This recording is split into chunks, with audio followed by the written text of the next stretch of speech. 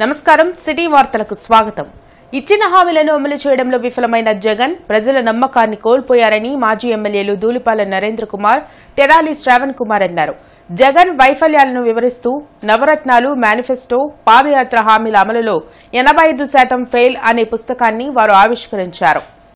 జిల్లా తెలుగుదేశం పార్టీ కార్యాలయంలో జరిగిన పుస్తకావిష్కరణ కార్యక్రమంలో దూలిపాల నరేంద్ర కుమార్, తెనాలి శ్రావణ్ కుమార్ మాట్లాడుతూ వైసీపీ ఎమ్మెల్యేలు నాయకుల్లో సైతం జగన్ నమ్మకం కోల్పోయారన్నారు. 21 హామీలను మాత్రమే ఇప్పటివరకు అమలు చేసిన జగన్ ఇచ్చిన హామీలను అన్ని తుంగలో తొక్కారన్నారు. మద్య నిషేధం, రైతు భరోసా ఇస్తామని హామీ ఇచ్చి మోసం చేశారన్నారు. ఎమ్మెల్యేల స్థానాల మార్పుతో నమ్మిన వాళ్లను ముంచే ఏకైక వ్యక్తిగా జగన్ పేరు పొందారన్నారు. ఎన్నికలు వస్తున్న నేపథ్యంలో బీసీల కోసమే జగన్ ఉన్నట్టు కొత్త నాటకానికి తెరతీశారన్నారు. నమ్మి వైసీపీలోకి వచ్చిన డొక్కాకు ఎలాంటి ప్రాధాన్యత ఇవ్వకపోగా ఎస్సీలు, బీసీలు తన బానిసల్లా జగన్ చూస్తున్నారని, ఎన్నికల కోసం జగన్ బీసీల జపం చేస్తున్నారన్నారు. జగన్ వైఫల్యాలను వివరిస్తూ ఏర్పాటు చేసిన పుస్తకంపై ప్రజలకు అవగాహన కల్పిస్తామన్నారు. ఇవాళ మొన్నటి వరకు వాళ్ళ నాయకుల విశ్వసనీయత ఉందని భావిస్తే ఇవాళ వాళ్ళ నాయకుల మీదే నమ్మకాన్ని కోల్పోవడం జరిగింది. ఎందుకంటే ఇవాళ మనం చూస్తా ఉన్నాం, జగన్మోహన్ రెడ్డి ఏం చెప్తున్నాడు, నేను అద్భుతాలు చేస్తా ఉన్నా, నా పరిపాలన అద్భుతంగా ఉంది. ఆయన ఈ మధ్యన మనం చూసాం, యేసు ప్రభు పోలిన పోస్టర్లు కూడా ఎంచుకున్నాడు. ఆయన టీటీడీ ఇచ్చే వాటి మీద కూడా ఆయన బొమ్మే ఉంటుంది. మరి ఆయన అంత గొప్ప వ్యక్తి అనుకున్నప్పుడు సహజంగా ఇన్ని సంవత్సరాల రాజకీయాల్లో మనం చూసింది, ఏ నియోజకవర్గంలో అయినా ఎమ్మెల్యే నిలబడితే ఆ ఎమ్మెల్యేకి తిరిగి టికెట్ ఇవ్వడం చూస్తాం. కానీ ప్రజలను కోరుతా ఉన్నాం, జగన్మోహన్ రెడ్డి హామీలు ఏవైతే ఉన్నాయో ఈ హామీలన్నీ కూడా నీటి మూటలు లాంటివే. అడుగు అడుగున ప్రజల్ని మోసం చేశారు, దగా చేశారు. అధికారం అనేది మా కోసం అనే దృక్పథంతో జగన్మోహన్ రెడ్డి, ఆయన చుట్టూ ఉన్నవాళ్ళు ప్రజల సంపదను దోచుకున్నారు, రాష్ట్ర సంపదను దోచుకున్నారు. ఆయన తండ్రి ముఖ్యమంత్రిగా ఉన్న కాలంలో తండ్రి అధికారాన్ని అడ్డం పెట్టుకుని 43,000 కోట్ల ప్రజా సంపద దోపిడీ చేస్తే ఇవాళ మళ్ళీ ప్రజల పేరు మీద అధికారంలోకి వచ్చి ప్రభుత్వాన్ని అడ్డం పెట్టుకొని, ముఖ్యమంత్రిని పదవిని అడ్డం పెట్టుకొని ఇసుక దగ్గర నుంచి, మద్యం దగ్గర నుంచి ప్రతి ఒక్క దానిలో కూడా వేల కోట్ల రూపాయలు దోపిడీ చేస్తుంది. చివరికి తిరుపతి వెంకటేశ్వర స్వామి సాక్షిగా కూడా దోపిడీ చేస్తున్నారు. భవిష్యత్తులో ఏ ప్రభుత్వం అయినా అమలు చేస్తామని హామీ ఇచ్చి బయటపడకుండా రాబోయే 25 సంవత్సరాలకి బ్రేవరేజ్ కార్పొరేషన్ ద్వారా లోన్లు తెచ్చుకున్నాడు. నాసిరకం మద్యాన్ని రేట్లు పెంచాడు. ఏమిటయ్యా అని అడిగితే ప్రజలు తాకుండా ఉండాలని రేట్లు పెంచానన్నాడు. వేరే మంచి ప్రజల్లో ప్రచారంలో ఉన్న బ్రాండ్స్ ఎందుకు దొరకట్లేదని అడిగితే ఆంధ్రప్రదేశ్లో మద్య నిషేధం చేయాలని మేము బ్రాండ్స్ అన్నింటినీ ఆపేసామని చెప్తాడు. మరొక అంశం, అనేక పథకాలని కుదించి వేశాడు. ఉదాహరణకి గత ప్రభుత్వం హయాంలో స్వాతంత్రం వచ్చిన తర్వాత నుంచి అమలవుతున్న పథకాల్లో ముఖ్యమైనది విద్యార్థులకి స్కాలర్షిప్ పథకం. ఆ స్కాలర్షిప్లని కుదించి ఇంటికి ఒక్కరికే పరిమితం చేశాడు. ఆ పేరు మార్చాడు.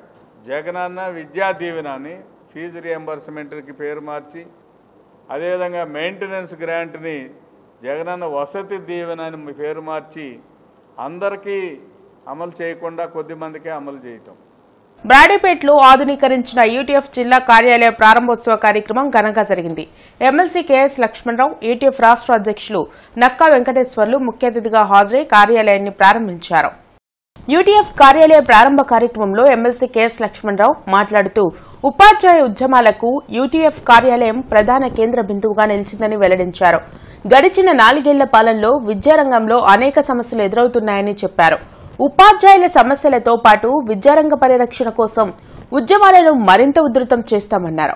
ఉపాధ్యాయుల సమస్యలపై పోరాటం చేయడంతో పాటు ప్రజా ఉద్యమాలు నిర్వహించడంలో కూడా యూటీఎఫ్ కార్యాలయం కీలక పాత్ర పోషిస్తోందని లక్ష్మణరావు, వెంకటేశ్వర్లు స్పష్టం చేశారు. ఈ కార్యక్రమంలో యూటీఎఫ్ ప్రధాన కార్యదర్శి ప్రసాద్, సహాధ్యక్షురాలు కుసుమకుమారి, జిల్లా అధ్యక్షురాలు ఆదిలక్ష్మి, ప్రధాన కార్యదర్శి కళాధర్, యూటీఎఫ్ నాయకులు జోజయ్య తదితరులు పాల్గొన్నారు. ఉపాధ్యాయులకు సంబంధించి వాళ్ళ ప్రయోజనాలు రక్షించడానికి, ఉపాధ్యాయుల సంక్షేమానికి యూటీఎఫ్ గత 50 ఏళ్లుగా అనేక ఉద్యమాలు చేసింది. గుంటూరు జిల్లా, ఉమ్మడి జిల్లాలో కూడా నాయకత్వం అనేక ఉద్యమాలు చేసింది. ఈ కార్యాలయం గత 3 దశాబ్దాలుగా ఉద్యమాలకు కేంద్రంగా ఉంది, ఉద్యమాలకు నిలయంగా ఉంది. కేవలం యూటీఎఫ్ ఉద్యమాలే కాకుండా అనేక ప్రజా సంఘాలు చేసిన ఉద్యమాలకు కూడా ఈ నిలయంగా ఉంది. భవిష్యత్తులో కూడా ఇదే స్ఫూర్తితో ఈ కార్యాలయం ప్రజా ఉద్యమాలకి, ప్రజానీకానికి అందుబాటులో ఉండాలని, యూటీఎఫ్ ఉద్యమాలకి దిక్సూచిగా ఉండాలని కోరుకుంటూ అందరికీ శుభాకాంక్షలు. జనవరి 4వ తేదీ నుండి జరగనున్న జై హో బీసీ కార్యక్రమాన్ని జయప్రదం చేయాలని టీడీపీ బీసీ సెల్ జిల్లా అధ్యక్షుడు వేములకొండ శ్రీనివాస్ పిలుపునిచ్చారు. జిల్లా తెలుగుదేశం పార్టీ కార్యాలయంలో జైహో బీసీ వాల్ పోస్టర్ను బీసీ నాయకులతో కలిసి ఆవిష్కరించారు. ఈ సందర్భంగా శ్రీనివాస్ మాట్లాడుతూ 4వ తేదీన టీడీపీ కేంద్ర కార్యాలయంలో చంద్రబాబు చేతుల మీదుగా జైహో బీసీ కార్యక్రమాన్ని ప్రారంభించనున్నట్లు చెప్పారు. 2 నెలల పాటు జరిగే కార్యక్రమాన్ని ప్రతి మండలంలో నిర్వహిస్తూ బీసీలకు జగన్ చేస్తున్న అన్యాయాన్ని వివరిస్తూ బీసీలను చైతన్యవంతులను చేయనున్నట్లు చెప్పారు. బీసీల అభివృద్ది కోసం చంద్రబాబు అనేక కార్యక్రమాలను అమలు చేస్తే వాటిని జగన్ నిర్వీర్యం చేయడమే కాకుండా రానున్న ఎన్నికల్లో బీసీలను ఓటు బ్యాంకుగా వాడుకునేందుకు ప్రయత్నం చేస్తున్నారని ఆరోపించారు. కార్యక్రమంలో ఉప్పుటూరి పేరయ్య, గట్టి శ్రీనివాస్, కొంగర ఏడుకొండలు, గొడుగు శంకర్ తదితరులు పాల్గొన్నారు. నాయకుడు ఎన్టీ రామారావు గారి నుంచి చంద్రబాబు వరకు బీసీలకు ఏం చేశామో మేము ఒకసారి ప్రజలందరూ గమనించండి. ఈ రాష్ట్రంలో బీసీలకి పదవులు కానీ, అనేక ఉన్నతమైన పదవులు కానీ, గౌరవమైన ఇచ్చింది ఒక తెలుగుదేశం పార్టీ అని తెలియజేస్తా ఉన్నాను. రేపు 4వ తారీఖు రాష్ట్ర పార్టీ ఆఫీసులో జరగబోయే మీటింగ్కి ఈ రాష్ట్రంలో బీసీలకు దశ దిశ చంద్రబాబు గారి నాయకత్వంలో తెలియజేయడానికి, దశ దిశ తెలియజేయడానికి మీటింగ్ జరగబోతా ఉంది. కాబట్టి బీసీలందరూ తెలుగుదేశం పార్టీని బలపరిచి చంద్రబాబు నాయకత్వాన్ని బలపరచాలని, రాబోయే కాలంలో జగన్మోహన్ రెడ్డికి బుద్ధి చెప్పి చంద్రబాబు నాయుడు సీఎంగా ప్రమాణం స్వీకారం చేసే వరకు బీసీలంతా ఐక్యంగా పోరాటం చేస్తామని తెలియజేస్తూ అన్ని జిల్లాల్లోనూ ప్రజల దగ్గరికి వెళ్ళి బీసీలకి ఈ ప్రభుత్వంలో జరుగుతున్న అన్యాయాల గురించి వివరించి ఈ ప్రభుత్వానికి తగిన బుద్ధి చెప్పే విధంగా ఈ రోజున ఐక్య కార్యాచరణ రేపు 4వ తారీఖు నుంచి జరుగుతుందని చెప్పి ఈ సందర్భంగా తెలియజేస్తున్నాను. మానవతా స్వచ్ఛంద సేవా సంస్థ ఆధ్వర్యంలో సేవా కార్యక్రమాలు విస్తృతంగా కొనసాగుతున్నాయి. నూతనంగా అవయవదానం, శరీర దానంపై ప్రజల్లో అవగాహన కల్పించి దాతలను ప్రోత్సహించే కార్యక్రమాన్ని ప్రారంభించారు. జేకేసీ కళాశాల రోడ్లోని దాక్షిణ్య స్కూల్లో మానవతా స్వచ్ఛంద సేవా సంస్థ సర్వసభ్య సమావేశం జరిగింది. సంస్థ చైర్మన్ రమేష్ తో పాటు అధ్యక్షురాలు విమల కుమారితో పాటు డాక్టర్ రమణ యశస్వి, డాక్టర్ సేవాకుమార్ తదితరులు పాల్గొన్నారు. మానవతా స్వచ్ఛంద సేవా సంస్థ ద్వారా సమాజ హితంకు ఉపయోగపడే కార్యక్రమాలను చేపట్టేందుకు తీసుకోవాల్సిన చర్యలపై సమావేశంలో చర్చించారు. అలాగే అవయవదానం, శరీరదానంకు సంబంధించిన విభాగంను ఏర్పాటు చేశారు. ప్రజల్లో అవయవదానం, శరీరదానంపై అవగాహన కల్పించనున్నట్లు సంస్థ చైర్మన్ రమేష్ తెలిపారు. అనేక సేవా కార్యక్రమాలు నిర్వహిస్తున్న మానవతా స్వచ్ఛంద సేవా సంస్థ అవయవదానం, శరీరదానంకు ముందుకు రావడం అభినందనీయమని డాక్టర్ రమణ యశస్వి అన్నారు. ఈ మానసిక వికలాంగులకు యూనిఫామ్ బట్టల పంపిణీ కార్యక్రమం, మరీ ముఖ్యంగా ఈరోజు మానవతా సంస్థలో ఈ నేత్రదానము, అవయవదానము మరియు శరీర దానం యొక్క ఆ విభాగాన్ని, ఆ సేవల్ని మానవతా సంస్థలో ప్రారంభించడం అనేది ఈరోజు ముఖ్య కార్యక్రమం. ఈ కార్యక్రమాన్ని పెద్ద ఎత్తున ప్రజలకి, సమాజానికి ఉపయోగపడేలాగా ఈ నేత్రదానం, అవయవదానం మరియు శరీర దానం విభాగాన్ని పటిష్టపరచాలని మానవతా సంస్థ భావిస్తోంది. ఇప్పటికీ 50 మంది సభ్యులు ఈ దానం చేయటానికి, శరీర దానం, అవయవదానం, నేత్రదానం చేయడానికి ముందుకు వచ్చారు ఈ 2 రోజుల్లోనే. ఇది పెద్ద ఎత్తున చేపట్టి ఈ అనారోగ్యంతో ఉన్న వాళ్ళకి, హాస్పిటల్స్కి మరియు అందులకు ఉపయోగపడేలాగా ఈ కార్యక్రమాన్ని ముందుకు తీసుకెళ్తాము. మానవతా స్వచ్ఛంద సేవా సంస్థ వారు ఆర్గాన్ డొనేషన్ అండ్ బాడీ డొనేషన్ని వాళ్ళ యొక్క ఒక ఫీచర్గా ఇవాళ తీసుకొని ఈ రెండింటి మీద అవేర్నెస్ క్రియేట్ చేస్తూ పబ్లిక్లో ఈ organ and body donation pledges అంటే వాళ్ళు ప్రతిజ్ఞ చేసేలాగా వాళ్ళ దగ్గర నుంచి వాళ్ళ అంగీకారంతో వాళ్ళ సైన్స్ తీసుకున్న పేపర్స్ కలెక్ట్ చేసుకోవటము, అలాగే అన్ఫార్చునేట్గా వారికి ఏమైనా జరిగినప్పుడు బ్రెయిన్ డెడ్ అయినా చనిపోయిన వారి ఆర్గన్స్ డొనేట్ చేసేలా ప్రమోట్ చేయటం కోసము ఇవాళ ఈ ఫీచరు మానవత వారు తీసుకొని అద్భుతంగా ఇక్కడ కార్యక్రమం చేపట్టారు. మెయిన్గా మేము ఈరోజు నేత్రదానంని ప్రమోట్ చేయడానికి మాట్లాడడానికి అనుకుంటున్నాము. సో లాస్ట్ టైం మేము ఒక 15 డేస్ ముందు ఒక పేషెంట్ చనిపోతే ఆ పేషెంట్ది నేత్రదానం తీసుకురావడానికి కోసమని వచ్చాము. ఆ పేషెంట్ వాళ్ళ ఫ్యామిలీ మెంబర్స్ కూడా ఈరోజు ఉన్నారు. ఆ పేషెంట్ నేత్రదానం చేసిన కళ్ళతో మేము ఇంకో ఇద్దరికి చూపు ఇచ్చాము. చాలా సక్సెస్ఫుల్గా ఇంకో ఇద్దరు పేషెంట్స్కి నేత్రదానం చేయగలిగాము. ఇలా అందరూ కూడా ఎవరైనా ఇంట్లో ఫ్యామిలీ మెంబర్స్ చనిపోతే అలా నేత్రదానం చేయాలని ప్రోత్సహించాలని చెప్పాలని అనుకుంటున్నాము. గడిచిన 4.5 ఏళ్లుగా తెలుగు యువత పోరాట ఫలితంగానే గుంటూరులో శిల్పారామం ప్రారంభానికి నోచుకుందని జిల్లా తెలుగు యువత అధ్యక్షులు రావిపాటి సాయికృష్ణ తెలిపారు. ఈ సందర్భంగా రావిపాటి సాయికృష్ణ మాట్లాడుతూ 4.56 కోట్ల వ్యయంతో 90% పనులు పూర్తి చేసి అప్పుడు తెలుగుదేశం ప్రభుత్వం వైకాపా చేతుల్లో పడితే మిగిలిన 10% పనులు పూర్తి చేయడానికి ఈ ప్రభుత్వానికి 4.5 ఏళ్ల కాలం పట్టిందన్నారు. అంటే 4.5 ఏళ్ల శిల్పారామాన్ని పాడుపెట్టి ఎన్నికలకు 6 నెలల ముందు ప్రారంభం చేయడంలో ఆంతర్యం ప్రజలకు వైకాపా కష్టపడి కట్టించి ఇచ్చినట్లు చూపుతూ నమ్మవలికే ప్రయత్నం తప్ప వేరొకటి కాదన్నారు. గతంలో తెలుగు యువత అనేకసార్లు శిల్పారామం ప్రారంభించి ప్రజలకు అందుబాటులోకి తీసుకురావాలని పోరాటం చేసింది. అంతేకాక భవిష్యత్కు గ్యారంటీ బస్సు యాత్రలో భాగంగా గతంలో చంద్రబాబు నాయుడు చేసిన అభివృద్ధిని జగన్మోహన్ రెడ్డి ప్రభుత్వం ఎలా నిర్లక్ష్యం చేసిందో టీడీపీ ముఖ్య నేతలతో కూడిన బృందం వచ్చి పరిశీలించిందని గుర్తు చేశారు. కార్యక్రమంలో గుంటూరు జిల్లా తెలుగు యువత ఉపాధ్యక్షులు గుత్తికొండ కిరణ్ యాదవ్, తెలుగు యువత టీడీపీ నేతలు చెరుకుపల్లి నాగరాజు, కొల్లా నాగుల్, తెలుగు యువత నాయకులు సొంటినేని అనిల్ తదితరులు పాల్గొన్నారు. ఈ 4.5 ఏళ్లు దాన్ని కదిలించకుండా శిల్పారామాన్ని అంతే ఉంచి ఇప్పుడు పర్యాటక శాఖ మంత్రి ఆర్కే రోజా గారు వచ్చి మొన్న ఇక్కడ అంగు ఆర్భాటాల మధ్య ఓపెనింగ్ చేసుకుని వెళ్ళారు. కాకపోతే ఓపెన్ చేశారు, మేము కట్టించింది ఓపెన్ చేసినందుకు సంతోషంగా ఉన్నప్పటికీ మీ పేరు వేసుకున్నా మేము బాధపడలేదు. కానీ ఈ 4.5 ఏళ్ల కాలంలో వీళ్ళ స్ట్రాటజీ ఏంటంటే వీళ్ళేదో కట్టినట్టు ఈ 4.5 ఏళ్లు కట్టడానికి సమయం వీళ్ళు సొంత ఖర్చులతో ప్రభుత్వం కట్టించినట్టు ప్రజలను నమ్మించడానికి ఇంత తాత్సారం చేశారు. అటు టిట్కో ఇల్లు అంతా చేశారు. అంటే ఈ 4.5 ఏళ్లు పాడుపెట్టి వీళ్ళు ఇప్పుడేదో కట్టించి ఇచ్చినట్టు ప్రజలను నమ్మిద్దామని చెప్పి ప్రజల్ని తప్పుదో పడించడానికి ఇది ఒక స్ట్రాటజీగా భావించాల్సిన అవసరం ఉంది. అరండల్పేటలోని అవగాహన సంస్థలో ప్రతి ఆదివారం జరిగే ఆరోగ్య సభ కార్యక్రమంలో ప్రముఖ న్యూరాలజిస్ట్ డాక్టర్ పవన్ కుమార్ పాల్గొన్నారు. అవగాహన సంస్థ ఆధ్వర్యంలో జరిగిన కార్యక్రమంలో పాల్గొన్న డాక్టర్ పవన్ కుమార్ మెదడు, నరాలు సంబంధిత సమస్యలపై అవగాహన కల్పించారు. తలనొప్పి, బ్రెయిన్ ట్యూమర్ అయ్యే అవకాశాలు చాలా తక్కువగా ఉంటాయన్నారు. తలనొప్పి, గుండె నొప్పి, కడుపు నొప్పి వచ్చిన వెంటనే వైద్యులను సంప్రదించాలని కోరారు.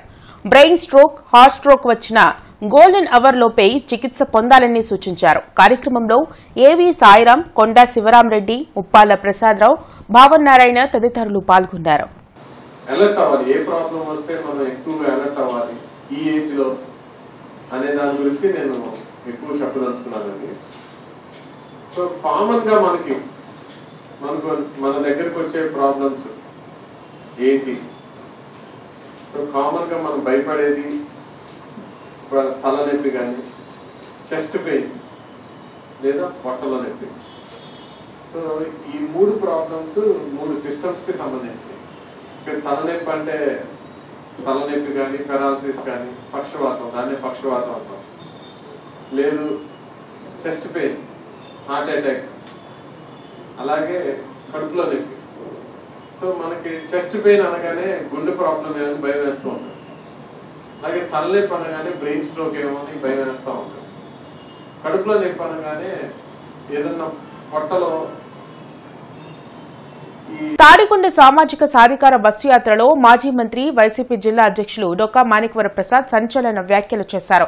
తనను తాడికొండ నియోజకవర్గ సమన్వయకర్తగా ఎందుకు నియమించారో తెలియదు, ఎందుకు తొలగించారో తెలియదని ఆవేదన వ్యక్తం చేశారు. ఒక్కసారి సీఎం జగన్ ను కలిసే అవకాశం కల్పించాలని పార్టీ పెద్దలను కోరుతున్నట్లు డొక్కా సభలో వ్యాఖ్యానించారు. తాడికొండ నియోజకవర్గంతో నాకున్న పరిచయాలు, నాకున్న ఎమోషనల్ అటాచ్మెంట్ వల్ల ఒక విషయం మీ అందరి దృష్టికి తీసుకురావాలని, నేను నా మనసులో ఉన్న విషయాన్ని మీకు చెప్పాలని నేను భావిస్తా ఉన్నాను. నేను 2019లో ప్రతిపాడులో ఓడిపోయిన తర్వాత నేను ఒక రాజీనామా పత్రాన్ని సమర్పిస్తూ దానిలో కొన్ని విషయాలు మెన్షన్ చేశాను. దానిలో ఒక విషయం ఏంటంటే, భవిష్యత్తులో ఎన్నికల రాజకీయాలలో నేను తట్టుకోలేను, నేను ఆర్థికంగా చితికిపోయాను, భవిష్యత్తులో ఎన్నికల రాజకీయాలకు నేను వెళ్ళనని చెప్పాను. కానీ నేను వైఎస్ఆర్సీపీలో చేరిన తర్వాత ఈ నియోజకవర్గంలో జరుగుతున్న అనేక పరిణామాల వలన జగన్మోహన్ రెడ్డి గారు ఎందుకు నిర్ణయం తీసుకున్నాడో నాతో ఏం సంప్రదించలేదు. ఆయన ఒక దశలో నన్ను సమన్వయకర్తగా నియమించాడు. ఆగస్టు 19వ తారీఖు నన్ను సమన్వయకర్తగా నియమిస్తే మళ్ళీ 24వ తారీఖు అంటే వారం రోజుల్లో నీకు సర్వేల్లో వ్యతిరేకత వచ్చింది, లేకపోతే నీకు ఏదో కొంత ఒపీనియన్ నెగటివ్ ఉంది, ఆగిపోమని చెప్పాను. అదేం సార్, నేను రమ్మన్నానా, నేను అడిగానా, మళ్ళీ 1 వీక్లో ఎట్లా ఒపీనియన్ మారుతుందని చెప్పి ఆ పెద్దల్ని నాతో మాట్లాడిన పెద్దలతోనే మాట్లాడడం జరిగింది. సరే, వాళ్ళు చెప్పే కారణాలు వాళ్ళు చెప్పారు. మళ్ళీ మరొకరిని సమన్వయకర్తగా నియమించారు.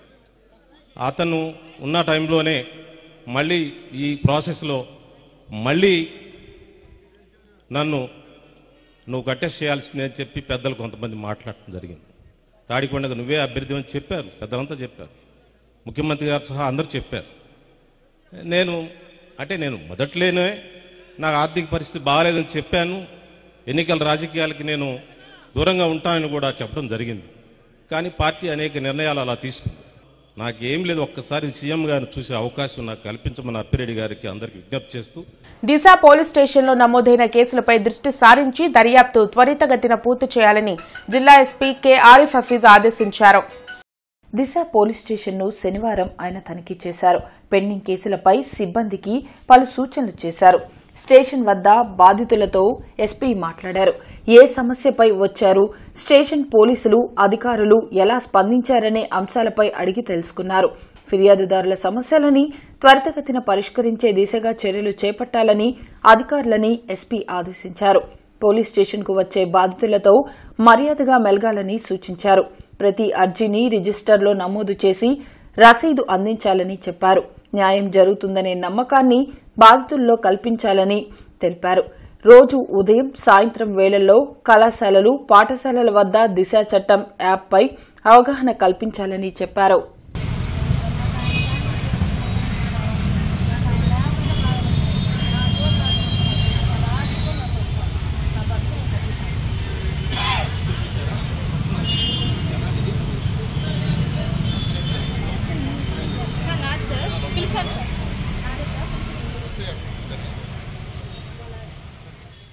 ఇవి ఇప్పటివరకున్న వార్తా వివరాలు. మరికొన్ని వార్తా వివరాలతో మళ్ళీ కలుద్దాం. అంతవరకు సెలవు.